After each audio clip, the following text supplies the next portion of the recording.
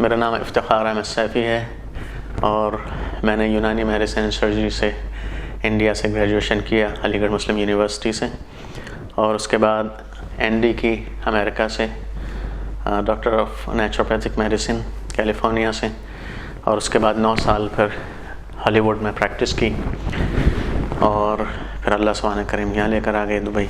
मेरी एक्सपर्टीज़ हैं syndrome x, यानी cardiovascular disease and diabetes and obesity, ये 3 चीज़। 25 साल मुझे मरीज़ देखते हुए करीब। हमारे पास अल्हम्दुलिल्लाह कितने सारे मरीज़ हैं कि उन लोगों को डायबिटीज़ थी।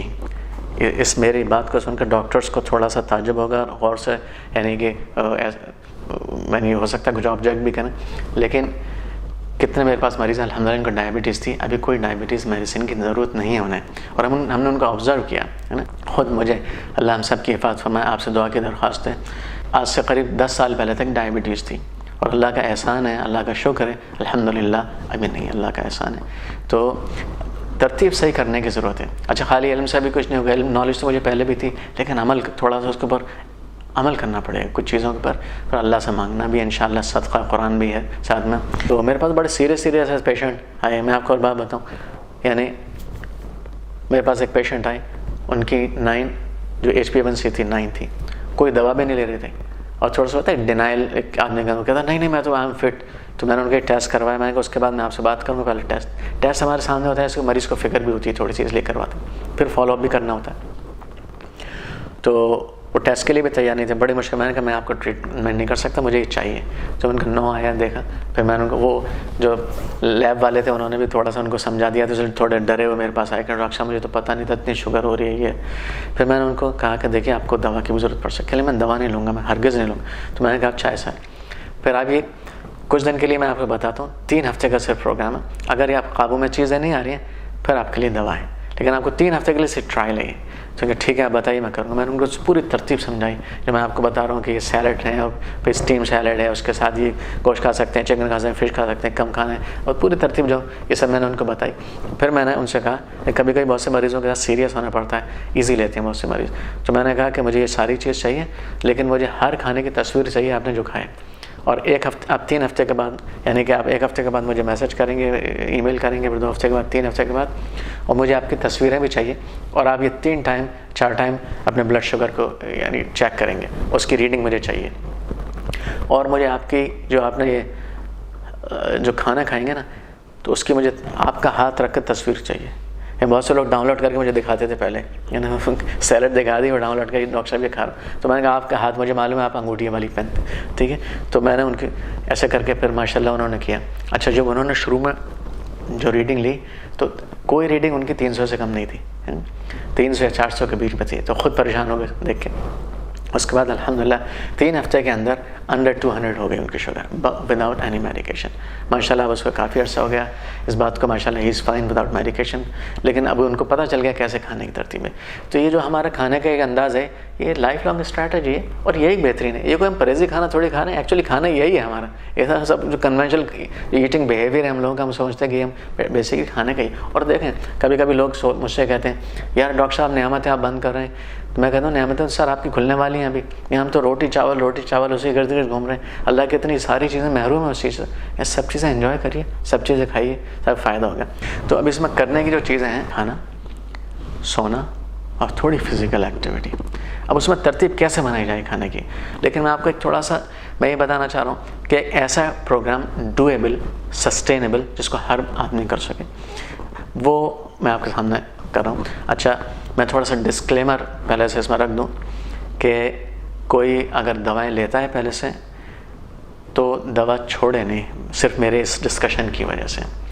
अपने डॉक्टर से यानी रब्ता करें, उसके साथ शेयर करें अपनी बातों को, और फिर देखें कैसे क्या करना है तरतीब, और डॉक्टर को फॉलो करें। यानी ये चीज़ें करने की ऐसा ही बिल्कुल इसको फॉलो करना है, लेकिन थोड़ा सा इसमें ऐसा नहीं कि फ़ौरन बस मेरे भी डिस्कशन सुना और अपने एकदम सब दवाएँ छोड़ दी, ऐसा नहीं। अब खाने की जब हम बात करते हैं फूड, तो इसमें कुछ फैक्टर्स हैं। सबसे इम्पॉर्टेंट फैक्टर खाने में ये है कि खाने की क्वांटिटी कम की जाए। देखें कितना भी अच्छा खाना है, अगर ये मेरा देखिए रूल नंबर 1 है, इसको आप डिस्कशन तो और भी आगे कुछ चीज़ों का होगा, क्या खाना है क्या नहीं खाना, लेकिन इस रूल को प्लीज़ जहन में रखिए और इसको मत बोलिए, यानी कि हर जगह अप्लाई होगा। खाने की क्वांटिटी कम हो, खाना हम कितना भी अच्छा खाएं, super duper green from rain forest of Amazon, लेकिन अगर क्वांटिटी ज़्यादा है it is not good for us, simple is that. अच्छा, खाने की क्वांटिटी कम। देखें हमारी क्लास हो रही थी जब मैं अमेरिका में पढ़ रहा था, तो हमारे प्रोफेसर दाखिल हुए हमारी क्लास में और आते ही उन्होंने हमसे कहा कि सब स्टूडेंट्स ऐसे करें, ऐसे यूँ करके, आप लोग भी करिए ऐसे। 1 मिनट के लिए मैं आपको बताता हूँ क्यों ऐसे।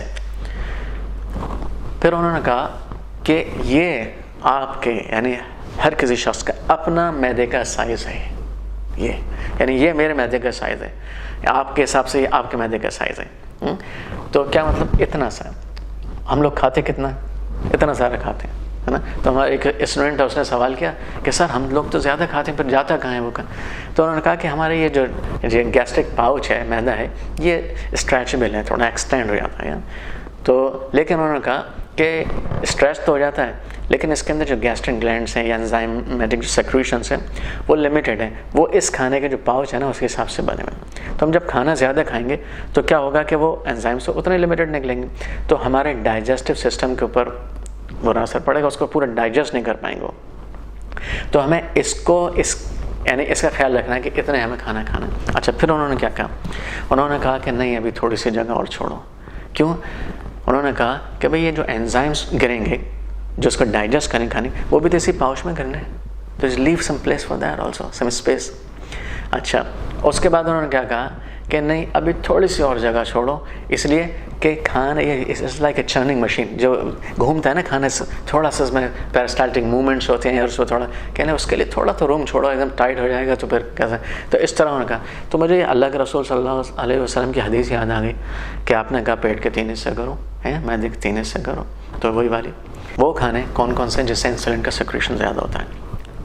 नंबर 1 शुगर, वो तो हम सबको पता है। नंबर 2 कौन सा है? वीट। Number 3 rice. फिर बाकी जितनी भी और चीज़ें हैं, यानी उसमें मीठी चीज़ें जितनी भी आती हैं, फलों के ज़रिए भी हैं, ये सब चीज़ें उसमें। लेकिन देखें वीट, मैं आपको और एक मज़ेदार बात बताऊँ। हमारे एक प्रोफेसर से जब मेटाबॉलिक डिसऑर्डर्स की हमारी क्लास चल रही थी अमेरिका में, तो 3 जार लेकर आए अपने साथ, ग्लास के जार थे। 100 ग्राम एक में शुगर थी, दूसरे में 100 ग्राम राइस थे अनकुक्ड, और तीसरे में 100 ग्राम व्हीट फ्लावर था, आटा। उन्होंने हमसे ये सवाल किया कि अगर किसी को डायबिटीज़ है या कोई ओबीज़ है, वज़न कम करना चाहता है, तो इसमें से कौन से खाने उसको छोड़ने चाहिए, कौन सी चीज़ छोड़नी चाहिए? तो जाहिर सी बात है सबने कहा शुगर, ठीक है ना। फिर उसके बाद उन्होंने कहा तीनों, ऑलमोस्ट ऑल सेम। आपको ताज्जुब होगा ये बात कि मैं कभी यहाँ लेक्चर भी देता हूँ डॉक्टर्स में, और तो अक्सर जो है डॉक्टर्स मुझसे सवाल करते हैं, मैं उनसे कहता हूँ कि तीनों चीज़ें बराबर हैं तकरीबन। फ़र्क है, लेकिन कितना फ़र्क है मैं आपको बताता हूँ। देखें 100 ग्राम अगर आप शुगर लेंगे तो उसमें करीब 18 चम्मच ग्लूकोज है। यानी देखिए शुगर भी कन्वर्ट ग्लूकोज में होगी बॉडी में, आटा जो है ये भी ग्लूकोज में कन्वर्ट होगा, राइस भी ग्लूकोज में कन्वर्ट, एंड प्रोडक्ट ग्लूकोज। जब आप शुगर लेंगे ये कन्वर्ट होगी ग्लूकोज में 100 ग्राम, तो करीब 18 चम्मच शक्कर 18 से 19 बनेगी। जब आप आटा होगा तो ये करीब 15 से 16 चम्मच, बल्कि अगर वो वाइट फ्लावर है तो 17 चम्मच, यानी 16-17 चम्मच शक्कर हुई। चले आप 15 से 16 मान लिए, सेफ। अच्छा, राइस 15-16, 2 से 3 मैक्सिमम 3 बल्कि 2 चम्मच का सिर्फ फ़र्क है शक्कर में प्योर में और आटे या चावल में के अंदर। हमें मालूम है कि हम 1 चम्मच, खासतौर से इसको डायबिटीज़ है, 1 चम्मच चाय में तो बेचारा पीता नहीं है, शक्कर है ना। और वो जो है अगर 100 ग्राम आटे की रोटी बनी हुई है तो उसमें 15 चम्मच 16 चम्मच शक्कर खा। और चावल की एक सेशन में हम मिसाल करूँ 150 ग्राम के चावल है, आप सोचें कितने होंगे? 21 चम्मच, 22 चम्मच, 23 चम्मच, कितने हम रोटी खाए थे। डायबिटीज़ डे पर एक मेरा लेक्चर था, तो उसमें किसी ने मुझसे सवाल किया, ब्रेक में एक डॉक्टर थी, उनके शौहर भी डॉक्टर हैं। उन्होंने मुझसे कहा, ब्रेक था, शायद लेक्चर का टॉपिक पहले दूसरा था, उन्होंने कहा मेरे शौहर को डायबिटीज़ है, वो साउथ इंडिया की थी, और मैंने उनको क्या करूँ, उनको तो कंट्रोल भी नहीं, यानी आउट ऑफ कंट्रोल उनकी डायबिटीज़ है। तो मैं क्या खाती हूँ मुझे थोड़ा सा ये बताइए। उन्होंने कहा हम लोग साउथ इंडिया में चावल खाते हैं, वो मैंने बंद कर दिया, रोटी देना शुरू कर दिया है। तो मैंने कहा होल व्हीट दे रही होंगी आप, क्योंकि एक होल व्हीट को एक बहुत बड़ी चीज़ समझ कर आदमी जो है ना तो सोचता है कितनी भी खा लो होल व्हीट, है ना। तो उन्होंने कहा कि हाँ बिल्कुल डॉक्टर, होल व्हीट घर का बना हुआ। मैंने कहा ये बताइए कितनी रोटी खाते हैं?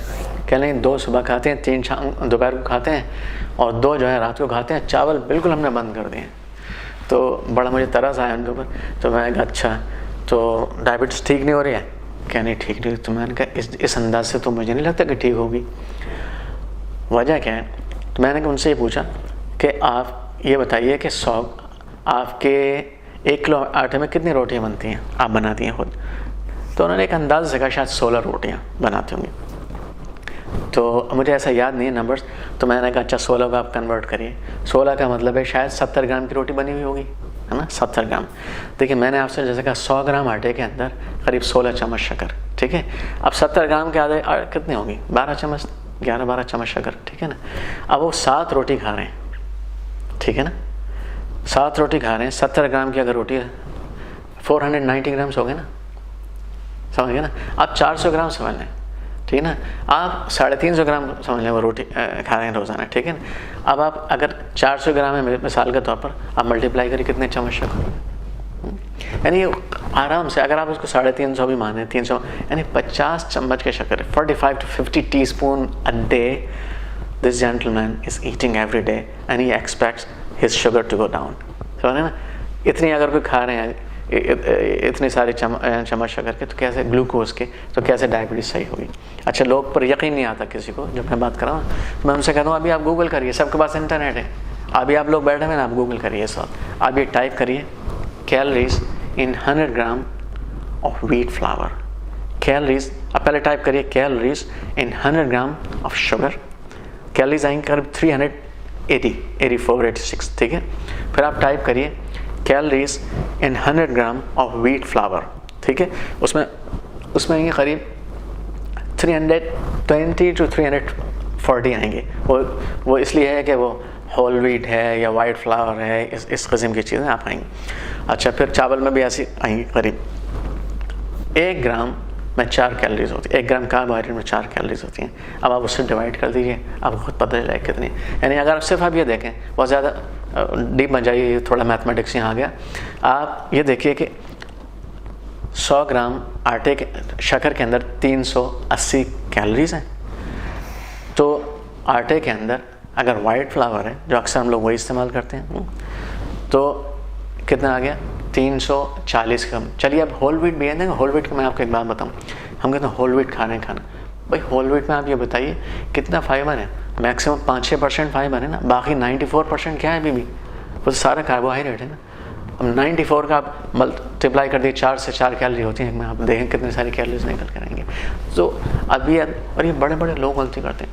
मैं एक बड़ी मीटिंग में था, उसमें सब डॉक्टर्स थे और खाना हम लोगों ने खाया। मेरे बराबर में एक बहुत बड़े डॉक्टर बैठे थे, तो खाना खा लिया, चाय का नंबर आया, तो उन्होंने कहा कि मुझे शुगर फ्री टी चाहिए। तो मेरे बराबर में बैठे हुए थे, मैं देख रहा था माशाल्लाह क्या खा रहे हैं। तो मैंने उनको ऐसे, मैंने कहा डॉक्टर साहब क्यों? अरब थे। मैंने कहा वाई? कह लेंगे वो आई हैव बॉर्डरलाइन डायबिटीज़, मेरे बॉर्डरलाइन डायबिटीज़ है। अब मैंने खैर उस वक्त कुछ नहीं कहा, सब लोग बैठे हुए। तो जब बाहर आए तो मैंने कहा डॉक्टर साहब आप क्या कर रहे हैं? आपने करीब 40 चम्मच शक्कर मेरे सामने खाई और आपको 1 चम्मच जो है ना बर्दाश्त नहीं। तो देखें अब उनका सवाल मुझसे क्या था। उन्होंने कहा डॉक्टर साहब मैंने 40 चम्मच कहाँ शक्कर खाई? मैंने कहा आपने वो मंदी जो चावल बिरयानी थी और जो सीरियन ब्रेड आप खा रहे थे, तो उसके अंदर तो हम लोग मुझे आदत देखने बदल जाता है ना, एक हमारा कहाँ में कितनी कैलोरीज किस में। तो मैंने कहा डॉक्टर साहब आपने, तो अब देखें उनका एक सवाल देखें। उन्होंने कहा क्या वो लोग इसमें शुगर डाल दें क्या? मैंने कहा डॉक्टर साहब आप अगर ऐसी बातें करोगे तो आपके पेशेंट कैसी बातें करेंगे? तो नहीं, फिर मैंने उनको समझाया, मैंने कहा इसमें कैलोरीज है, ये कार्बोहाइड्रेट है, कन्वर्ट होता है ग्लूकोज के अंदर। देखें तो ये जो चीज़ है इतना सोचता नहीं असल में आदमी, अगर सोचा तो जाहिर सी बात है डॉक्टर उनके समझ में आ जाएगा।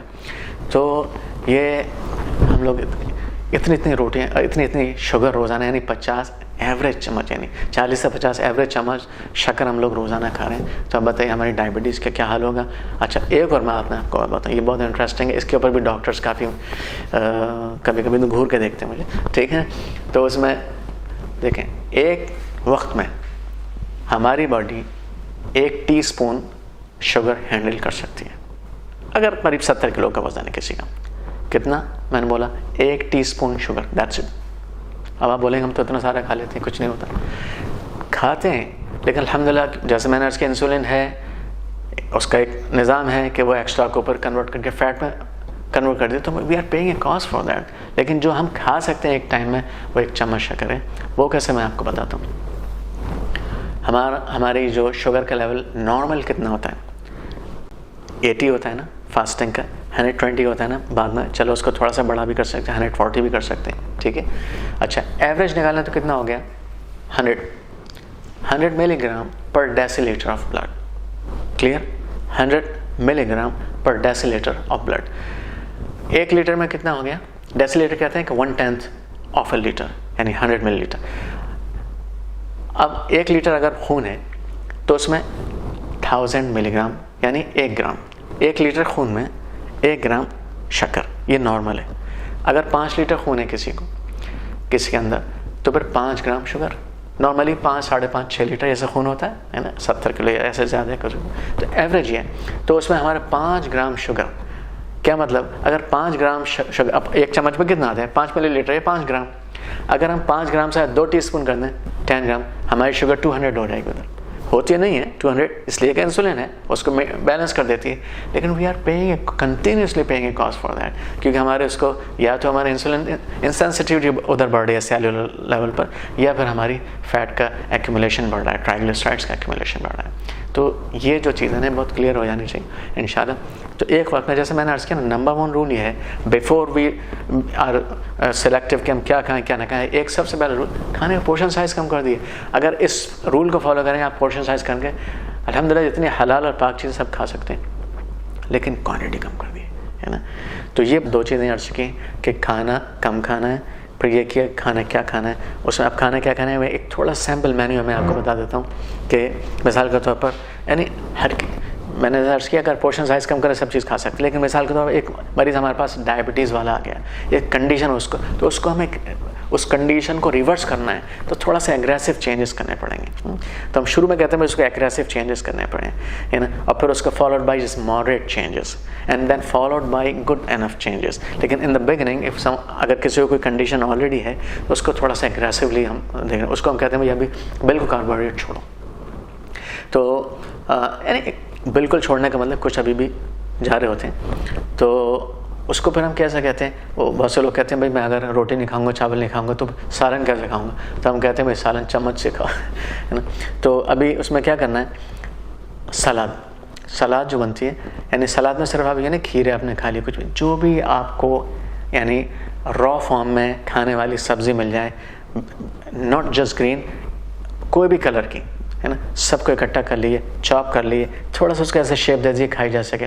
चाहे तो उसमें कुछ यानी कि ऊपर से चीज़ है उसको टेस्ट भी हो थोड़ा सा, और यानी देखने में भी अच्छी लगे, ऐसे बना के खाइए, है ना। रेसिपी देख ली बहुत सारी, इस वक्त तो आप भरी पड़ी हैं रेसिपीज़, आप गूगल करिए आपको बहुत सारी रेसिपीज़ मिल जाएंगी, डाउनलोड करिए रेसिपीज़, उसको थोड़ा सा गेटअप भी आए ताकि हमारी आँखें भी उसको लें, उसको खाइए। जैतून का तेल भी डाल सकते हैं, ऊपर से सिरका डाल सकते हैं, नींबू डाल सकते हैं, ऐसे खाइए। ये आपका बेस मील हो गया। कभी आप क्या करिए, सब्ज़ी को उबाल लीजिए, और जब आप उबालें तो उसमें खूब सारा गार्लिक डाल सकते हैं, जिंजर डाल सकते हैं, अनियन भी थोड़ी बहुत डाल सकते हैं, किसी को अनियन से गैस वगैरह शिकायत तो कम डालें, पर ये चीज़ बेस चीज़ें, टमाटर खूब सारे डाल सकते हैं। उसमें फिर आपकी जो सब्ज़ी उसमें वो डालना है, और सब्ज़ी अगर है तो उसमें बहुत ज़्यादा पकाना नहीं है। अनियंस को, गार्लिक को आप ब्राउन भी कर सकते हैं, क्योंकि अनियन गार्लिक के साथ ये है कि अगर इसको ब्राउन भी करेंगे तो इसकी एफिकेसी में कमी नहीं आएगी, बल्कि इसके कहते हैं इसकी बढ़ जाती है ना। लेकिन अगर दूसरी चीज़ ज़्यादा पकाते हैं तो एंजाइम्स सारे डिलीट हो जाते हैं। तो सब्ज़ी को ज़्यादा नहीं पकाना चाहिए, लेकिन बीन्स को, दालों को अच्छी तरह पका सकते हैं, कोई मसला नहीं।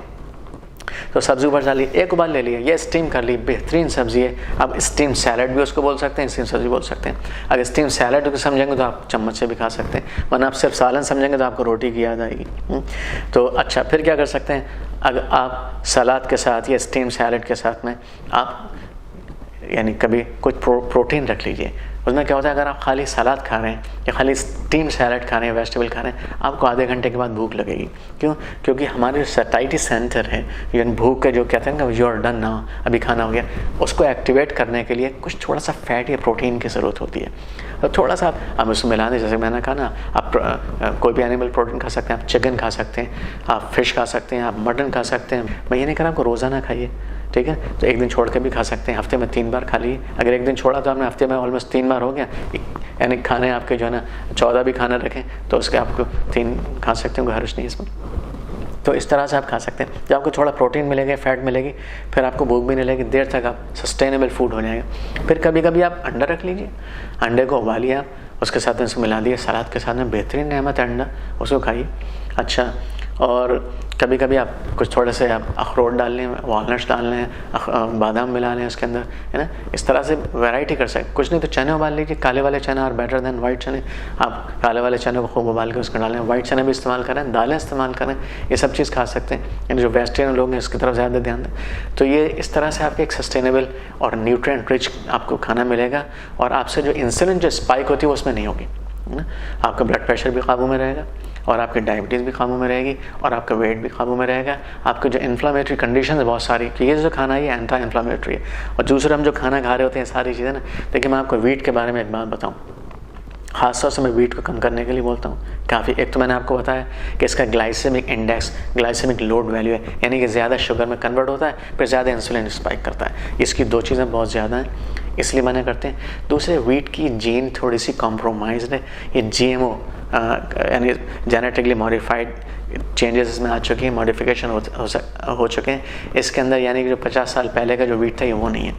इसके अंदर मिसाल के तौर पर एक चीज़ होती है ग्लूटेन, एक प्रोटीन है, तो बहुत से लोगों को ग्लूटेन हज़म नहीं होती है, खासकर से मॉडिफाइड जो वर्जन है, जैसे लीकी गट सिंड्रोम एक कंडीशन है वो होती है, फिर उसकी वजह से बहुत सारे जो है ना, यानी रिएक्टिव हाइपर इम्यून सिस्टम हो जाता है, ऑटोइम्यून डिसऑर्डर्स हो जाते हैं, बहुत सारा आर्थराइटिस, थायराइड कंडीशन इसी की वजह से, इवन डायबिटीज़ इसकी वजह से। और दूसरे एक चीज़ है एमिलोपेक्टिन A, इसके अंदर बहुत ज़्यादा है, जिससे कि low density lipoprotein cholesterol conversion बढ़ जाती है, यानी हमारी कोलेस्ट्रॉल बढ़ती है। हम सोचते हैं सर फैट खा रहे हैं, फैट छोड़ देते हैं खाने के लिए, हालांकि जो चीज़ छोड़ने की है वो नहीं छोड़ते, तो यानी उससे होता है। दूसरे इसके अंदर एक चीज़ होती है ग्लाइडिन। ग्लाइडिन से क्या होता है कि ये आपको भूख बहुत ज़्यादा लगती है ना, क्योंकि इसके साथ एक फील एंड गुड मेमोरी आपके अंदर ये वीट छोड़ता है, इसलिए वीट की क्रेविंग आपने देखा बहुत ज़्यादा होती है, आदमी वीट ही खाता रहता है। तो इसलिए दूसरे ये कि जब आप वीट खाना, मिसाल का तो आपने एक बार इस तरह कार्बोहाइड्रेट रिच खाना, आपको मैंने जैसा अर्ज किया, भूख जल्दी लगेगी, इंसुलिन स्पाइक होती है, पर छोड़ना मुश्किल होता है। उसके लिए तरीका ये है कि जब आप खाना खाएं, आपने यानी स्टीम सैलड ले ली या कभी रॉ सैलड ले ली, उसके अंदर वैरायटी चेंज करते रहिए प्रोटीन्स की, फैट्स की, तो फिर आपको इंशाल्लाह वो स्पाइक जो होती नहीं होती, इसलिए आपको बहुत ज़्यादा भूख भी नहीं लगेगी, क्रेविंग भी धीरे धीरे इंशाल्लाह फिर ख़त्म हो जाएगी। और आप हफ्ते में एक दिन एंजॉय कर सकते हैं वीट को, राइस को। ये मैं बात अर्ज़ कर रहा हूँ उनको जिनको डायबिटीज़ है और सीवियर डायबिटीज़ है ख़ास तौर से। तो अब थोड़े से आप ये करें नींद के बारे में। नींद एक बहुत इंपॉर्टेंट चीज़ है और इसको अक्सर लोग कम अहमियत देते हैं, यानी लोग एक्सरसाइज को भी अहमियत बहुत से देते हैं, यानी खाने का वाइटामिन भी खाएंगे और एक्सरसाइज भी खूब करेंगे, लेकिन नींद कम से कम ज़रूरी, इतनी ज़रूरी चीज़ जितना खाना या एक्सरसाइज है, क्योंकि आपकी जो पूरे मसल की रिकवरी होती है वो ज़्यादातर सोते वक्त होती है। और थोड़ी बहुत एक्सरसाइज मैं आपसे अर्ज करता हूँ, and walking is the best exercise, it's most sustainable exercise. हर आदमी कर सकता है, हर वक्त कर सकता है, हर जगह कर सकता है अपने हिसाब से। बहुत से लोग कहते हैं कब करूँ मैं वॉकिंग, तो वॉकिंग का या कोई भी एक्सरसाइज का कभी भी करना ना करने से बेहतर है, कभी भी करें ना करने से बेहतर है। हाँ, सबसे अच्छा टाइम सुबह का, लेकिन ना करने से बेहतर कभी भी कर लें आप कुछ ना कुछ ज़रूर, और एक्सरसाइज करें। बहुत से लोग अक्सर मुझे मालूम करते हैं, व्हाट्सएप भी करते हैं, कॉल करते हैं कि डॉक्टर साहब वो फलां चीज़ के बारे में क्या ख्याल है, आजकल उसके बारे में बड़ा सुना है, बहुत फ़ायदा करिए। कोई कह रहा है कि इंजीर को हम उसमें मिला के खाते हैं ऑलिव ऑयल के अंदर, है ना, कोई कुछ। तो सब चीज़ें बहुत अच्छी हैं, यानी इनको तो हम इनकार ही नहीं कर सकते इनके लिए, लेकिन लोग कहते हैं हमें डॉक्टर साहब फ़ायदा नहीं हो रहा। वजह क्या है कि हम ऐड करते जाते हैं चीज़ों को, हमको डिलीट नहीं करें चीज़ों का। तो जब तक डिलीट नहीं करेंगे तो फ़ायदा नहीं होगा। तो ये जो चीज़ है इसका बहुत ख्याल रखना है, बिल्कुल लो प्रोफाइल ईटिंग हैबिट्स आपकी हो जाएं, उसके साथ जो कुछ खाएंगे इंशाल्लाह आपको पूरा फ़ायदा होगा। अल्लाह आपको बेहतरीन जज़ा खैर दे और शिफा दे, और कुरान और सदक़े का यानी उसकी पाबंदी करिए, और आपसे दरख्वास्त है मेरे लिए भी दुआ करिए।